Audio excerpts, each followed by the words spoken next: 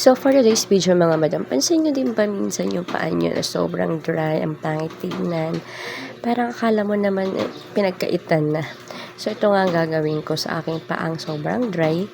Lalagyan lang natin to ng cream. Ito meron akong isang foot cream. Mabibili to dito sa TikTok. Meron din ako din sa Yellow Basket. Kung gusto nyo umorder, click my Yellow Basket. Yan.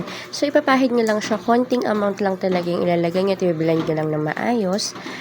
Para hindi masyadong dumikit yung mga ali-alikabok din. Kasi pag marami yung nilagay mo, didikit din yung mga alikabok. Kaya pag daytime mo siya gagamitin, konting amount lang ilalagay mo at i-blend mo lang siya ng maayos para magmukha lang siyang smooth at hindi na siya mukhang dry. At ito pang isa kong nilalagay, Mertiolate. So para magkaroon siya ng kulay na parang pinkish, ganon. Para magmukha namang fresh ang ating paa. Kasi minsan mga madam, puro na lang mukha natin ang ating inaayos. Samantalang ating paa nakakalimutan natin. So, ganyan lang ginagawa ko. Nagalagay ako ng small amount. Binabrush ko lang siya.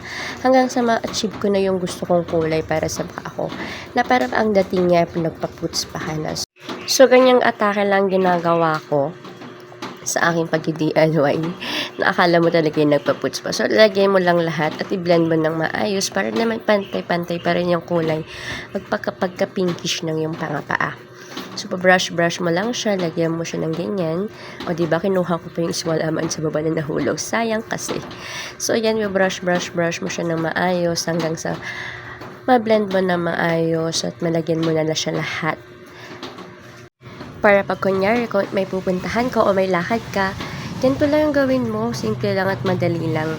Pa-brush mo siya, ganyan, i-blend mo lang. Lagyan mo na lang lahat sa baba ng paa mo para mag-pinkish color siya at hindi mukhang dry na. At magmukhang alagang salon na talaga siya pagkatapos mo na itong lagyan ng ganyan, ng Mertiolate. Pagka-brush mo siya, hindi mo aakalain na ganito na siya mga madam. Siyempre, pag nakita na ng iba, oh, diba bongga, akala mo naman talaga yung nagpaputs pa ka.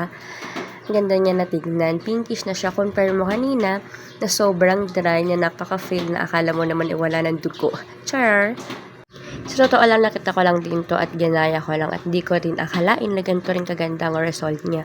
O diba mga madam, ang ganda na ng paa ko. So, bale kasi ang susuotin ko is half closed shoes. So, sa likod ko lang talaga na nilagay. O diba, tignan mo naman yung atake niya. Akala mo naman talaga yung nagpa-puts pa ako. Sana nag-enjoy ka sa panonood. Thank you for watching!